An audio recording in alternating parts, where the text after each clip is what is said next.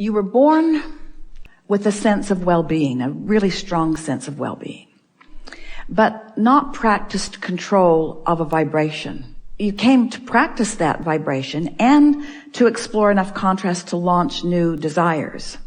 But when you want something good to happen and it doesn't, you try to, after the fact, explain why. And a logical sequence of thoughts leads you to believe that there must be some outside force that is preventing you from the good that you know you want. Because your logic tells you, if I am good and if I want good, then shouldn't I be experiencing it? And if you aren't, then your logic says then there must be someone, something that is interfering. And then as you look for that, you prevent the good from coming. And the more you prevent the good from coming, the more you look for that. And the more you look from that, the more you prevent the good from coming, until you convince yourself with the facts of the absence of the good that you're looking for, that there must be some source of darkness. When you really, really, really, really, really want something that you're really, really, really, really, really not getting, then you have to explain it in a really, really, really big way. And once you start making the correlation that if you observe it, it's active in your vibration. If it's active in your vibration and you continue to observe it, it's going to become active enough. It means you in your sloppy focusing, it means you not using your guidance system in the way you intended, are practicing vibrations that are perpetuating and keeping things going that you don't want, you see.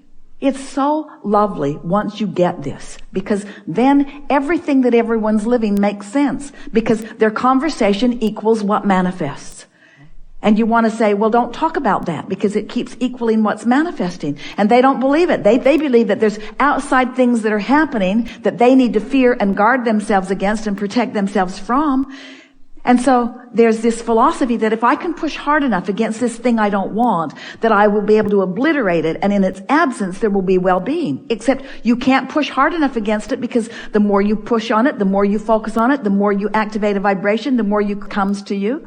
So an understanding of how things work is where your freedom is, isn't it? Don't you want to try some thoughts that feel better? That's the only way that you're ever really going to know for sure. Because you can't take anybody else's word for it, because you don't know what they're thinking. You don't know what their vibrational point of attraction is, other than by the evidence of what they're living. You can deliberately choose a thought, and we know sometimes it's hard to let go of those practiced thoughts. Beliefs are powerful. Beliefs equal your point of attraction. When you believe it, you're offering a steady vibration. So wait, do I believe it because it is, or is it because I believe it? It is because you believe it. It is because you believe it. And a belief's just a thought you keep thinking. So if you've got stuff happening that you don't want, then stop thinking it. But Abraham, I believe it. Well, stop it. The only reason you believe it is because you keep offering the vibration of it, and the law of attraction just keeps saying, well, this is what you believe, so here, have some of this. And this is what you believe, so here, have some of this.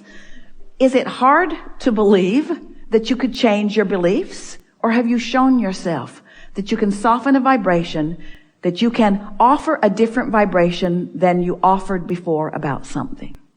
What trips most people up is that they want a circumstance to change so that their belief can change. And we want your belief to change so that the circumstance can change.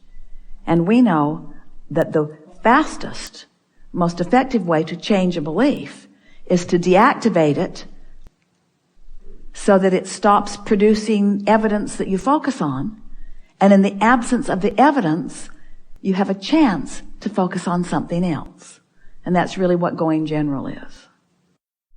So your habits of thoughts, that's all a belief is a thought that you continue to think. It's a thought that you broadcast. Once you've asked for something, you've done the most important thing, because you have set it into motion and it is in the process of becoming. But there will be usually some time between your broadcasting of your desire, your transmitting of it vibrationally. There will be some time between the launching of that desire and you having a full manifestation of it, because in your physical environment. There is a time gap in those vibrations turning to thoughts and those thoughts turning to things. It usually takes a little while. It doesn't need to. It takes a little while. You have to stop noticing what isn't and start thinking about what is becoming. We have the advantage of being able to sense, you might even say see, the evolution of your desires long before they present themselves in a way that you can translate them physically. In other words, there's a whole lot that happens before you can actually see them.